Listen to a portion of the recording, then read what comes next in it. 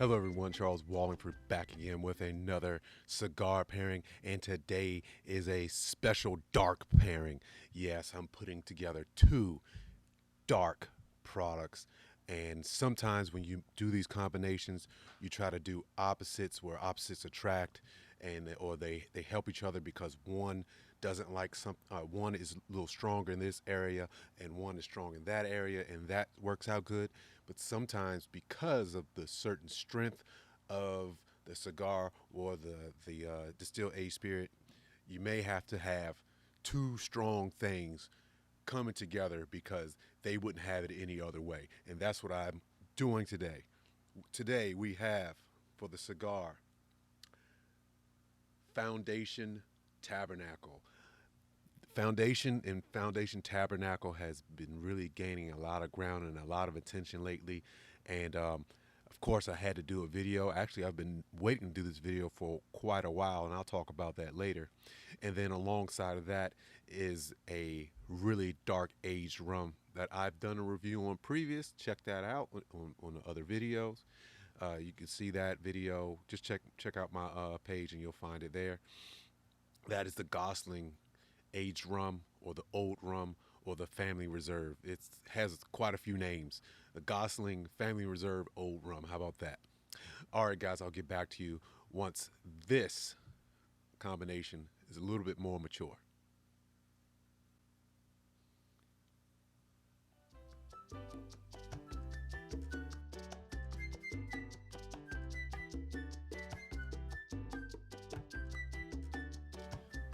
All right, ladies and gentlemen, we are back. We're back, and this was the most interesting pairing I have ever done to date.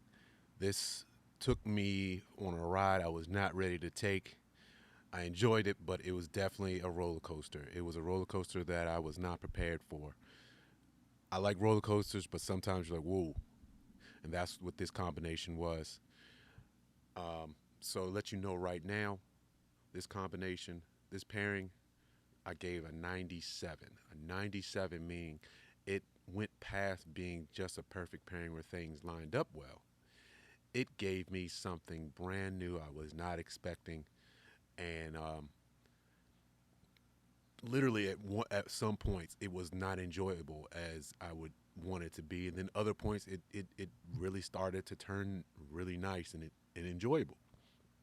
Before I get to that, let me break down and tell you a little bit about the cigar. Um, First of all, I have it in the Corona version or Vitola. It's a 5.25 by 46 ring gauge. The breakdown for this cigar is the wrapper is a Connecticut broadleaf. The binder is Mexican San Andreas. The filler is Honduran and Nicaraguan. Um, the flavors you're gonna have with this is a super dense, strong bodied cigar. It's a full body cigar where you're gonna have your espresso. Like sometimes you're wondering what is the difference between coffee and espresso. Try the cigar, and you know what I'm talking about. You know that espresso is a little bit different than coffee. This is espresso, absolutely, and it's woody. The complexity I don't pick up as much. I do enjoy this cigar, but it's it is what it is. It's woody and espresso-y on the forefront. Some people might pick up other notes, not so much for me. However, it's just really good at what it's supposed to be. And in the beginning, it had a pretty pretty strong pepper blast, but it didn't last long, and that was good because I don't like big, deep, strong black pepper blasts. Don't like it at all. Along with that, this cigar has been sitting in my humidor for over a year. I've wanted to do this review for a while, but I was like, no, I want these cigars to age a little bit, and I plan probably not to smoke many of these anytime soon. I want to let this age a little bit further. I think a cigar like this needs some age because it hits hard, especially when you first if you get it right out of the shop. It's to me it's a little bit too much. And It's been sitting in my humidor for a year. It's dated 2018, so it's had some age. 2 years is gives you a different feel, definitely. If you like Liga Privada, the number nine, the T52, and all the other Liga Privada cigars, you'll definitely like this one. And probably by this time, if you haven't heard of Tabernacle, like most people have, you know what this cigar is about. It has gotten a lot of acclaim, a lot of attention, and all worthy. Absolutely all worthy. Now, let's talk about the Gosling. The Gosling aged rum is the family reserve.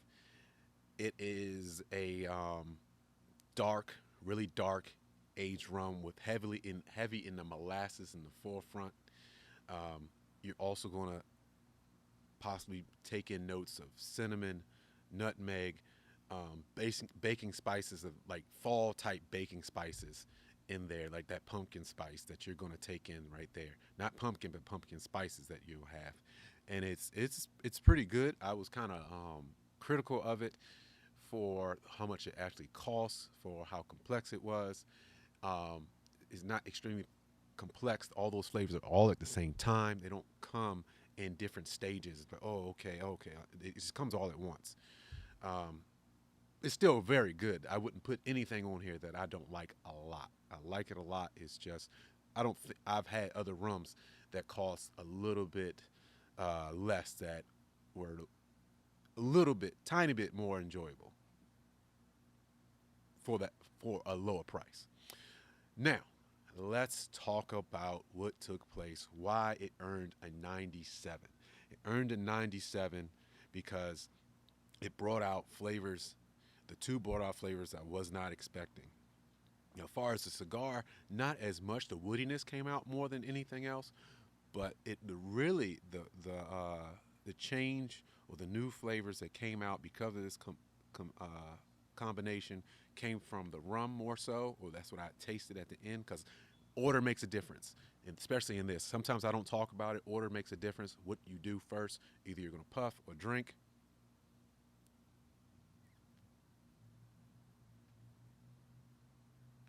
Or drink then puff, but puff then drink.